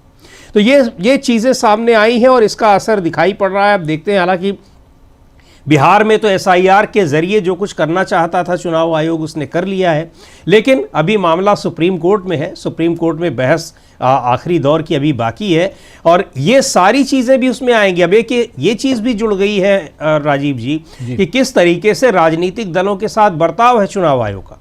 चुनाव आयोग का बर्ताव राजनीतिक दलों के साथ ही नहीं है, न्यायपालिका के साथ भी है। किस तरह से एसआईआर के मामले में जो सुनवाई होती रही और वो लगातार इसको इस प्रीजुडिस मामले पर आगे बढ़ता चला गया, वो ये भी दिखा रहा है कि वो न्यायपालिका का कितना सम्मान कर रहा है। तो ये जो न्यू इलेक्शन कमीशन अपने को बता रहे हैं ज्ञानेश कुमार जी, अब उनके लिए एक चुनौती बड़ी है और ये कहीं ना कहीं ये बौखलाहट भी दिखा सकती है, बौखलाहट का भी नतीजा हो सकता है जो वो इस तरह से बर्ताव कर रहे हैं, इस तरह से बातचीत कर रहे हैं। 3 बार के सांसद, उनसे जितने लोग मिलने गए हुए थे सब चुने हुए जनप्रतिनिधि हैं, बड़े नेता हैं और डेरेक ओब्रायन थे, उसमें बहुत सारे सीनियर लीडर्स हैं, वो आपके सामने गए हुए हैं, लेकिन आप उनके साथ इस तरह से बात कर रहे हैं। और सब ऐसा नहीं है, कानूनी और संवैधानिक मुद्दों की जानकारी रखने वाले लोग हैं। ऐसा भी नहीं है कि आप ऐसे आए। किस तरीके से जब सुप्रीम कोर्ट ने बताया कि कैसे इन्होंने पूरी की पूरी जो कानून बनाने की शक्ति है पार्लियामेंट की, वही हड़प ली है। अब तो ये इन सारे मुद्दों पर कहीं ना कहीं चुनाव आयोग बैकफुट पर है। 2026 में कुछ बेहतर नतीजे आएंगे। बेहतर नतीजों का मतलब मुझे ये लगता है कि चुनाव आयोग जैसी संवैधानिक संस्था, अगर उस पर इतना अविश्वास लोगों का हो जाए, वहाँ केवल राजनीतिक दल ही नहीं, आम लोग भी ये मानने लगे कि चुनाव आयोग सर भी भारत एक राजनीतिक दल के लिए काम कर रहा है, ये बड़ी खतरनाक स्थिति है। लेकिन इस खतरनाक स्थिति का इतना ज़्यादा खुलासा अब हो चुका है कि अब लगता नहीं है कि चुनाव आयोग बहुत कुछ करने की स्थिति में है और बहुत कुछ निर्भर करेगा कि सुप्रीम कोर्ट का इस बारे में जो बिहार में एसआईआर का मुद्दा है, जिस पर बहुत सारी पिटीशंस है, उस पर सुप्रीम कोर्ट का फैसला क्या आता है। ये बहुत इंपॉर्टेंट आप बात कह रहे हैं कि आखिर जो सुप्रीम कोर्ट का फैसला आना है वो फैसला क्या आता है, इस पर सब निर्भर करेगा। और लगातार बहुत लंबी सुनवाई चल रही है सुप्रीम कोर्ट में एसआईआर को लेकर। बिहार एसआईआर से इसकी शुरुआत हुई थी सुनवाई की, लेकिन उसके बाद जब इधर 12 राज्यों के एसआईआर की शुरुआत हुई तो उसके अगेंस्ट भी केरल सरकार आई, पश्चिम बंगाल सरकार आई और तमिलनाडु की सरकार भी आई है। इन सरकारों ने जो याचिकाएं लगाई थी उसके अलावा जो 11 याचिकाएं पहले लगी थी जिसमें अलग अलग मसलों पे, और सबसे बड़ी बात प्रशांत जी यहां पर यह थी कि आखिर इसकी संवैधानिकता पर ही सवाल उठ रहे थे कि संवैधानिक तौर पर एसआईआर करवाना सही है या गलत है। Representation of the people act 1950 का हवाला देते हुए बहुत सारे सवाल उठाए गए हैं उसमें, उस पर अभी चर्चा तो चल रही है। लेकिन अभी कोर्ट से बाहर सड़कों पे और चुनाव आयोग के अंदर जो कुछ चल रहा है, वो जो घमासान चल रहा है, वो कहीं ना कहीं विश्वास की कमी को दर्शाता है। और ऐसी कमी के बीच अगर 2026 के जो 5 राज्यों के चुनाव हैं उस पर अगर थोड़ी सी निगाह डाली जाए तो क्या कुछ दिखाई देता है आपको? क्या इसमें भी हश्र वही होने जा रहा है जो बिहार का हुआ? और अगर ऐसे ही होने जा रहा है तब तो पूरा का पूरा खत्म हो जाएगा। एक विश्वास जो थोड़ा बहुत जिसको आप वापस ला सकते हैं उसको खत्म होते हुए हम देखेंगे। चुनाव आयोग से ज़्यादा जिसकी साख जो है दांव पे है वो सुप्रीम कोर्ट है। आप ये देखिए कि बिहार से 24 जून से में ये आदेश आता है और अगले ही दिन सुप्रीम कोर्ट में याचिकाएं चली जाती हैं। एक आधार कार्ड को जोड़ने के अलावा सुप्रीम कोर्ट ने कोई मटीरियल जिसको कहें कि कन्विंसिंग हस्तक्षेप इसमें नहीं किया। तीन तारीखों में तो अलग अलग बेंचों ने आधार को जोड़ने के सुझाव दिए। इतना इम्पावर्ड सुप्रीम कोर्ट भारत के संविधान में सुझाव देने के लिए थोड़ी ना है, आदेश देने के लिए है। और आप सोचिए कि एक ऑनगोइंग प्रोसेस है, चल रहा है, स्टेट बाय स्टेट चल रहा है, हाहाकार मचा हुआ है, लोग सड़कों पे हैं और संवैधानिक अधिकारों की धज्जियां उड़ रही हैं, पॉलिटिकल पार्टियां चक्कर काट रही हैं, लेकिन सुप्रीम कोर्ट में तारीख पे तारीख चल रही है। और बहुत सेमिनार जैसी, आप तो लगातार उस पर लाइव करते हैं, एक सेमिनार जैसा माहौल होता है और वो सेमिनार चल रहा है वहाँ पे। तो ये बड़ा दुर्भाग्यपूर्ण है कि सुप्रीम कोर्ट में इस तरीके से एक बहुत अर्जेंट मामला है। कभी कभी सुप्रीम कोर्ट के सामने एक अर्जेंट मामला है जिसमें कि आप बहुत लंबी सुनवाई नहीं कर सकते, या फिर आप ये कहें कि आप इस एसआईआर को रोक दें, वोटर रिवीजन करते रहें। वो तो एक ऑनगोइंग प्रोसेस है। तो सुप्रीम कोर्ट ने इसको चलने दिया। आप सोचिए अगर कि सुप्रीम कोर्ट की तरह अगर फायर ब्रिगेड जो है वो बर्ताव करने लग जाए तो क्या होगा? कोई फ़ोन करेगा कि बिल्डिंग में आग लग गई है, वो आप बिल्डिंग के बाहर खड़े होकर आप चर्चा करते रहिए कि आग बुझानी कैसे है, सीढ़ी लगेगी कि पाइप लगेगा, पानी से बुझाएं कि गैस से बुझाएं कि कंबल डाल दें कि रेत से बुझाएं। तो आप ये चर्चा करते रहिए, बिल्डिंग जो है वो जल के राख हो जाएगी। तो ये जो फायर फाइटिंग है, कॉन्स्टिट्यूशनल फायर फाइटिंग, वो सुप्रीम कोर्ट बहुत लंबे खींचा जा रहा है, जिसको फिल्मी डायलॉग के आधार के उस पर कहूँ कि तारीख पे तारीख जो है वो दी जा रही है। तो ये बहुत ही दुर्भाग्यपूर्ण है पूरा मसला। और मुझे ऐसा लग रहा है कि देखिए जिसकी चर्चा आप कर रहे हैं, वेस्ट बंगाल के चुनाव भी ऐसे ही होंगे। तो अगर इस एसआईआर पे वेस्ट बंगाल के चुनाव होंगे और उसको प्रभावित किया जाएगा जैसे बिहार के चुनाव को प्रभावित किया गया, हम लोग बिहार में थे और हमको मालूम है कि बिहार का जो नतीजा है वो बिहार में जो हमको ज़मीन पर दिख रहा था उससे मेल नहीं खा रहा है। लेकिन अगर ये होता रहा तो मैं बड़े दावे के साथ राजीव जी कह सकता हूँ कि 2025 जो तय करके जा रहा है, अभी कुछ घंटे बाद हम नए साल में जाएंगे, 2026 में चुनाव आयोग, सुप्रीम कोर्ट और सरकार, इन तीनों को जो जिस तरीके से जनता ने अरावली मामले पे यू टर्न करवाया है, सरकार का भी और सुप्रीम कोर्ट का भी, ये इलेक्शन कमीशन पे भी यू टर्न कराना पड़ेगा। ये जनता की ताकत है कि जनता ज्ञानेश कुमार की उंगली को नीचा कर देगी। जी राजीव जी, बिल्कुल बिल्कुल आप सही कह रहे हैं कि यहाँ जनता की ताकत है।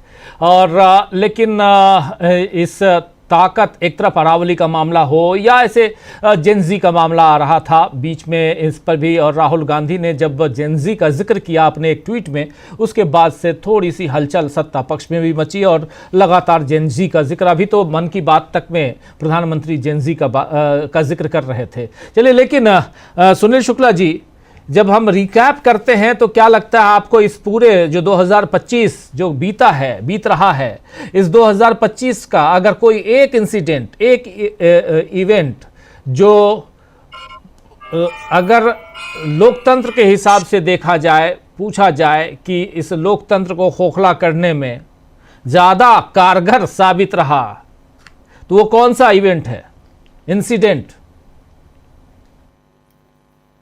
एसआईआर जो प्रक्रिया अपना ही नहीं जानी चाहिए थी, जिसका संविधान में कोई उल्लेख नहीं है, जिसको कभी लागू नहीं किया गया, मतदाता बनने का अधिकार सार्वभौमिक अधिकार है भारतीय नागरिकों को संविधान के अनुसार। ये कभी मतदाताओं के ऊपर निर्भर नहीं रहा कि आप आइए, आवेदन पत्र भरिए और अपना अभिलेख जमा कीजिए और उसके बाद आप मतदाता होंगे या नहीं होंगे। जो भी निर्वाचन आयोग के द्वारा मतदाता सूची के पुनरीक्षण का जो भी कार्यक्रम शुरू किया गया, जब कभी भी शुरू किया गया, प्रतिवर्ष किया जाता है लगातार, उसका उद्देश्य ही होता है कि ज्यादा से ज्यादा संख्या में लोगों को मतदाता सूची में शामिल किया जाए। भारतीय जनतंत्र के इतिहास में यह पहली बार हो रहा है जिसमें लोगों का नाम मतदाता सूची से काटना भी लक्ष्य रखा गया। एसआईआर की प्रक्रिया जब शुरू हो रही थी, तभी आप याद कीजिए, जब ये बिहार में, तो मुख्य निर्वाचन आयुक्त ने कहा कि 2 करोड़ लोगों के नाम कटेंगे। ये किस आधार पर इस बात को कह सकते हैं आप? और उन्होंने सीधे सीधे कहा कि 2 करोड़ लोगों के नाम कटेंगे। अरे क्यों कटेंगे? और जिन लोगों के नाम कटेंगे उन लोगों का नाम पारदर्शी तरीके से क्यों नहीं रखा जाएगा? जिस प्रक्रिया को लेकर के तमाम गैर भाजपा शासित राज्य सरकारें सुप्रीम कोर्ट चली आई, अगर लोकतंत्र में निर्वाचन की प्रक्रिया ही पारदर्शी नहीं होगी, तो फिर किस बात का लोकतंत्र, किस बात का जनादेश, और कौन सा जनादेश जिसके आधार पर सरकार का गठन होगा? अगर आप मतदाता सूची भी अपने मन से सत्तारूढ़ दल के हिसाब से बनाने लगेंगे और निर्वाचन आयोग पर सत्तारूढ़ दल के लिए काम करने का आरोप लगने लगेगा, लोकतंत्र पर इससे बड़ा हमला क्या है? कौन सी बात कर रहे हैं आप? जो आपने निर्णय लिया वो संविधान में उसका उल्लेख नहीं है। जिस तरीके से उस प्रक्रिया को पूरा कर रहे हैं वो गैर संवैधानिक है। जिन उद्देश्यों के साथ आप कर रहे हैं वो गैर संवैधानिक है और जनता के खिलाफ है, लोकतंत्र के खिलाफ है। जो तरीका अपना जो पारदर्शी नहीं है वो लोकतंत्र के अनुकूल नहीं है। राजनीतिक दलों से विमर्श किए बगैर आप इस प्रक्रिया को चला रहे हैं, यह लोकतंत्र के पक्ष में नहीं है। इस प्रक्रिया को लेकर के लोगों के मन में जो सवाल पैदा हो रहे हैं उसका कोई जवाब नहीं देंगे, यह लोकतांत्रिक तरीका नहीं है। पूरी की पूरी प्रक्रिया ही आप लोकतंत्र को कमजोर करने में लगे हुए हैं। अगर विपक्ष की बात को आप नहीं सुनेंगे तो फिर तो सरकार के लिए थोड़े होता है निर्वाचन आयोग। निर्वाचन आयोग तो पूरे देश का है, विपक्ष उसमें पूरे देश में शामिल है और आप उनकी बात सुनने के लिए नहीं तैयार होंगे। और जो तरीका बने, आप सोचिए कभी भी ये नहीं हुआ, स्पेशल रिवीजन कभी उस राज्य में कराया ही नहीं गया जहां चुनाव होना है। इतने आप 2003 की बातें करते हैं, 2003 का रिवीजन कितने महीने चला था? वो 2 महीने के अंदर, 1 महीने के अंदर, 3 महीने के भीतर क्यों करना चाहते हैं भैया? कौन सी प्रक्रिया पूरी कर लेंगे? कौन सा पानी में भीग रहे हैं? सबको समय दीजिए, सब अपने हिसाब से इस प्रक्रिया को पूरी कर लीजिए। लेकिन पूरा का पूरा पूरी की पूरी मतदाता सूची को रद्द कर देना और नए सिरे से मतदाता सूची तैयार करना, यह तो संवैधानिक नहीं है। यह तो इसका कोई प्रावधान नहीं किया गया है। मतदाता सूची एग्जिस्ट करेगी, उसमें उसको अद्यतन किया जाएगा। अद्यतन करने की प्रक्रिया में जो लोग दिवंगत हो चुके होंगे उनके नाम कटेंगे, जिन लोगों के नाम, जो लोग शामिल नहीं है उनका नाम जोड़ा जाएगा। और नाम जोड़े जाने की भी जिम्मेदारी निर्वाचन आयोग की होगी। निर्वाचन आयोग घर घर जाएगा, वह खुद इस बात का भौतिक सत्यापन करेगा कि कौन व्यक्ति किस मोहल्ले में और किस मोहल्ले के किस घर में रह रहा। यह काम तो आम मतदाताओं के ऊपर नहीं छोड़ा जा सकता था, आपने ऊपर तरीका अपना लिया। और दुनिया के किस देश में प्रक्रिया अपनाई जाती है? हमारे यहाँ अब 1952 में अगर ये प्रक्रिया अपनाई गई होती तो मतदाता सूची नहीं बनती,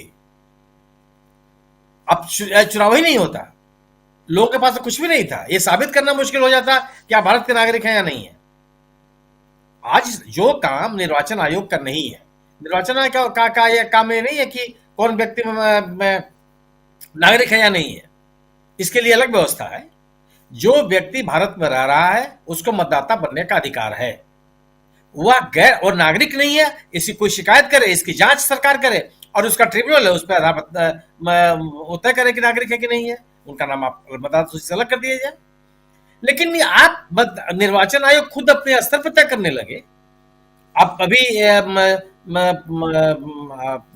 प्रसाद जी ने कही आधार कार्ड को लेकर के, आधार कार्ड को लेकर के भी अभी तक निर्वाचन आयोग ने कहा माना कि एक इंडिपेंडेंट डॉक्यूमेंट है। अभी वो कहते हैं कि यह न तो पहचान का डॉक्यूमेंट है और न ही उम्र का डॉक्यूमेंट है, और दोनों डॉक्यूमेंट चाहिए मतदाता सूची में शामिल होने के लिए। तो सर्वोच्च न्यायालय का उस आदेश को भी तो निर्वाचन आयोग ने स्वीकार नहीं किया। किस आदेश को स्वीकार किया उसने?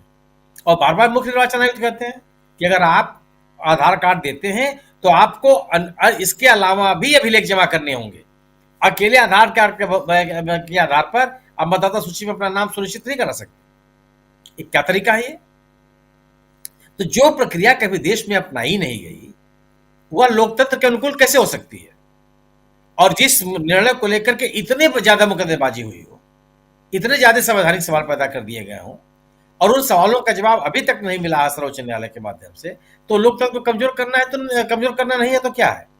चुनाव अगर पारदर्शी तरीके से नहीं होगा, मतदाता सूची अगर पारदर्शी तरीके से नहीं बनाई जाएगी, मतदान की प्रक्रिया में सत्तारूढ़ दल और विपक्ष को एक समान अवसर नहीं मिलेगा चुनाव कराने के लिए, तो वह पूरी की पूरी प्रक्रिया निर्वाचन लोकतंत्र को कमजोर करने की प्रक्रिया है। और मेरा मानना यह है कि एसआईआर की जो प्रक्रिया है जो शुरू की गई, जो असंवैधानिक तरीके से शुरू की गई, यह लोकतंत्र के ऊपर एक बड़ा भारी कुठाराघात है। जी, कैसे आप देखते हैं प्रेम कुमार जी, इस पे आप क्या कहेंगे? देखिए, चर्चा तो विभिन्न विषयों पर, बिंदुओं पर हो रही है। अनम्यूट कीजिए, अनम्यूट कीजिए। अनम्यूट है? हाँ जी जी जी, ठीक ठीक ठीक ठीक है। चर्चा विभिन्न विषयों पर हो रही है, साल का आखिरी दिन है और ये खोजना वाकई मुश्किल काम है कि सबसे बुरा क्या, क्योंकि हर बुरे का जितना बड़ा इम्पैक्ट दिखता है, अदालत की चौखट से भी कुछ बुरे हैं, सरकार की विधायिका से भी बुरे हैं, चुनाव आयोग से भी कुछ बुरी खबर है, आप प्राकृतिक क्षेत्र में जो दोहन हो रहा है वहां से बुरी खबर है, भाई भगदड़ वाली खबर उठा लीजिए। अभी ताजा तरीन इंदौर में जो प्रदूषित जल से लोग मरे हैं वो कितना भयावह है। भाई इंदौर शहर कोई गांव नहीं है और ये आदर्श शहर और बड़ा शहर इसके रूप में इंदौर को देखा गया, बताया गया। वहां सरकार बीजेपी की, केंद्र की, राज्य की, नगर निगम बीजेपी का, एमएलए बीजेपी का, सांसद बीजेपी का, इसके बावजूद वहां 150 से ज्यादा बच्चे बूढ़े सब अस्पताल में, 9 लोग तो मारे जा चुके हैं। एक माँ तो इस तरह से तड़प रही है कि 10 साल की मन्नत के बाद उसे बच्चा हुआ, 6 महीने का बच्चा था, तो उसको दूध में पानी मिला करके पिला रहे थे, गाढ़ा दूध नहीं पिला सकते थे और पानी प्रदूषित था और वो मर गया। अब समझिए हर मौत जो है कितनी कहानियां लेकर खड़ी होगी। और ये क्यों हो रही? भाई सिंपल से पानी नहीं मिल रहा है। भाई ये कैसे हम 21वीं सदी और विश्व गुरु और डबल इंजन और ट्रिपल इंजन और कैसी सरकार में जी रहे? हम कह रहे हैं कि जिस घटना पर रुक जाइए, हम संवेदनशीलता के हिसाब से सोचे तो संवेदनहीनता के उच्चतम स्तर को देखते हैं। तो हर घटना में ये बात हमें दिख रही है। ये सीमा सुरक्षित नहीं है। चाइना, पाकिस्तान, अमेरिका सब भारत के खिलाफ बोल रही है। बांग्लादेश का वही हाल है, पाकिस्तान से वही हाल है। आज खबर उड़ाई जा रही है कि भारत चौथी अर्थव्यवस्था बन गया है। अरे चौथी बार हमने सुना कि चौथी अर्थव्यवस्था बन गया है। ये 4.18 और 4.08 में ही घूमते हुए आप ताली ठोकते रहिए, छाती पीटते रहिए कि हम चौथी अर्थव्यवस्था बन गए। चौथी अर्थव्यवस्था वाले देश का यह हाल होगा कि पानी पी के लोग मरेंगे। तो ये हम साल के आखिरी दिन भी देख रहे हैं। साल के आखिरी दिन जो घटनाएं, आज हड़ताल है, वही सब लोग आज घर में मंगा करके खाते हैं, वो डिलीवरी बॉय से और जोमेटो से, और गिग वर्कर्स की स्ट्राइक थी जो खत्म हो गई है। लेकिन ये आप सही कह रहे हैं कि ये स्ट्राइक भी आखिर करने की नौबत क्यों आई। आप बिल्कुल सही कह रहे हैं कि अलग अलग घटनाक्रमों में, जैसे कि पानी पीकर 7 लोगों की मौत हो गई इंदौर में, दूषित पानी पी के।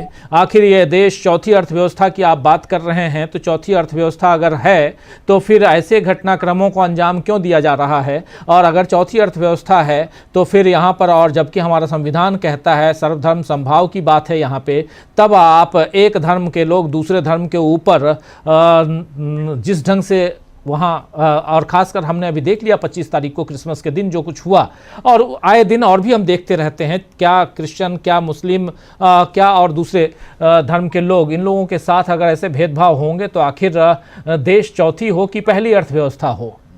बात तो, सवाल तो यही पैदा होगा ना। तो थोड़ा जल्दी से अब समाप्त करते हैं, समापन की ओर बढ़ते हैं। समीर जी, आखिरी साल तो अब बीत रहा है और इसमें आखिरी बात अगर आप कुछ जोड़ना चाहें तो क्या जोड़ेंगे? बिल्कुल आखिरी बात यही कहना चाहूँगा राजीव जी, और हम चाहेंगे कि अगले साल ये सारी चीज़ें ना हो कि हम अर्थव्यवस्था में चौथी, पहली, दूसरी, कहीं भी आंकड़ों में हम कहीं भी पहुंच जाएं। हालांकि बहुत से आंकड़े ऐसे होते हैं कि हमारे आंकड़ों को कोई दूसरे नहीं स्वीकार करते और हम दूसरी तमाम विदेशी एजेंसियों के आंकड़ों को यहाँ नकारने की कोशिश करते हैं। लेकिन आंकड़ों में हम कहीं पहुँच जाएँ, विकास केवल आंकड़ों से नहीं होता है, विकास उन चीज़ों से होता है जो सर्वांगीण विकास जिसको कहते हैं, जिसमें समाज का विकास भी होता है, जिसमें व्यवस्था का विकास भी होता है, बहुत सारे विकास होते हैं। तो विकास को इन पहलुओं से देखना होगा। आंकड़े हमको कहाँ पहुँचा दे रहे हैं, क्योंकि आंकड़े हम खुद ही बना रहे हैं, उन आंकड़ों से हम कहीं भी पहुँच जाएं। लेकिन वास्तविक विकास जो है, हमें उस विकास को देखना होगा, वहाँ हम कहाँ खड़े हैं ये महत्वपूर्ण है। बिल्कुल बिल्कुल आप सही कह रहे हैं कि आखिर हम वहां कहां खड़े हैं, यानी जो विकास की बात आप कर रहे हैं तो उस विकास के हिसाब से हम खड़े नजर आते हैं। क्या हमारा देश वहां खड़ा नजर आता है? क्या हमारे देश का, हमारा आपका पासपोर्ट जो है वो लगातार साल दर साल वो डाउन होता जा रहा है, उसकी जो वैल्यू है वो गिरती जा रही है। ईरान जैसे देश जिसके साथ हमारा संबंध इतना अच्छा था, वो देश जब ऑपरेशन सिंदूर होता है आपके साथ खड़ा नजर नहीं आता है, और अब उसने भी ट्रांजिट पर भी वीजा लगा दिया है। तो आप समझ सकते हैं कि हमारी स्थिति कहां है। और इन सबके बीच आप ढोल पीटते रहिए कि हम पांचवी नहीं, चौथी नहीं, तीसरी नहीं, दूसरी की तरफ अग्रसर हो रहे हैं, अर्थव्यवस्था की तरफ अग्रसर हो रहे हैं। तो रुपए की वैल्यू क्या हो गई है, रह गई है आज की तारीख में, वो भी आप लोगों ने देख लिया है। तो बहुत कुछ है। 2026 हमारा इन तमाम ऐसे सवालों से जिससे हम लोग जूझते रहे 2025 में, उन सवालों का हल लेकर आए, उन सवालों को सॉल्व करते हुए 2026 हमें दिखाई दे, इसी की हम उम्मीद करते हैं। आप सबको ढेरों शुभकामनाएं। प्रेम कुमार जी, सुनील शुक्ला जी, समीर जी और प्रशांत जी, आप और साथ में जुड़े थे हमारे साथी डॉक्टर राकेश पाठक जी, आप सबको ढेर सारी शुभकामनाओं के साथ इस कार्यक्रम को अब समाप्त करने की इजाजत चाहता हूं। आप तमाम साथियों, आप सबको भी बहुत बहुत शुक्रिया, बहुत धन्यवाद। आप लोगों के कमेंट आज नहीं ले रहा हूं, लेकिन कल शाम नए साल यानी अगले साल मुलाकात होगी 2026 1 जनवरी शाम 7 बजे, और फिर मुलाकात होगी ऐसे ही लगातार अनवरत, जैसे हम लोग अपने प्रोग्राम्स को लेके आते हैं। और हमारी कोशिश रहती है बिना लाग लपेट के बात टू द पॉइंट करें न्यूज पॉइंट में, और वही हम आगे भी जारी रखेंगे। कुछ रहे न रहे, लेकिन हम जिस ढंग से निष्पक्ष होकर और खबरों का विश्लेषण यहां लेकर आते हैं, वैसे ही करते रहेंगे। इसकी गारंटी तो हम दे सकते हैं। सरकार की गारंटी सरकार जाने, चुनाव आयोग की गारंटी चुनाव आयोग जाने, लेकिन हमारी गारंटी इतनी जरूर है कि 2026 भी ऐसे ही शानदार और सटीक विश्लेषणों के साथ आप न्यूज पॉइंट या उसके अलावा डीबी लाइव के तमाम कार्यक्रमों को देखेंगे, सुनेंगे और उम्मीद है कि सराहेंगे भी। बहुत बहुत शुक्रिया, नमस्कार और एक बार फिर happy new year, good night, शुभ रात्रि, शब खैर।